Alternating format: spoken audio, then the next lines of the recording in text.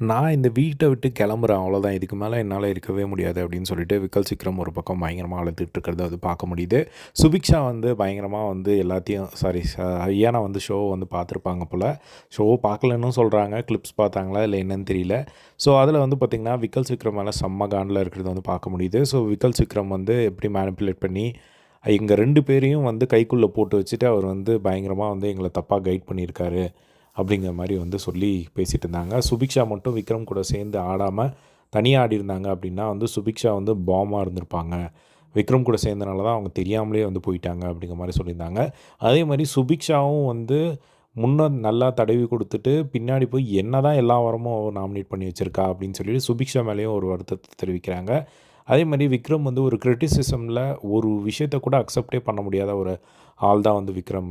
இப்போ கூட பாருங்க, இப்போ நான் சொல்லும்போது உடனே கிளம்புறேன் அப்படின்னு சொல்லிட்டு, அந்த ஒரு மோட்ல தான் இருக்காரே தவிர, இன்னும் 2 வீக் இருக்கு ஆடலாம் அப்படிங்கிற ஒரு மோட்லயே வந்து இல்ல.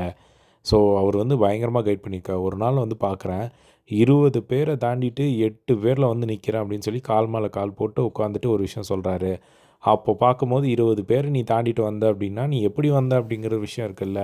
ஒருத்தர தட்டிட்டு மேலே வரக்கூடாது அப்படிங்கிற மாரிலாம் வந்து சொல்லிட்டு இருந்தாங்க கானா வினோத்கிட்ட இதெல்லாமே. அதுக்கப்புறமா சொல்றாங்க, இந்த மாரி கம்ருதீன், கானா வினோத்தோட பாண்ட் வந்து எப்படி எங்களுக்கு உண்மையிலேயே வந்து ரொம்ப ஜென்யூனா இருந்தது. அந்த மாரிலாம் வந்து இவங்க இல்லவே இல்ல. எங்களுக்கு அந்த ஒரு பாண்டே வந்து ஃபீல் ஆகல அப்படிங்கிற மாரி வந்து சொல்லிட்டு இருந்தாங்க.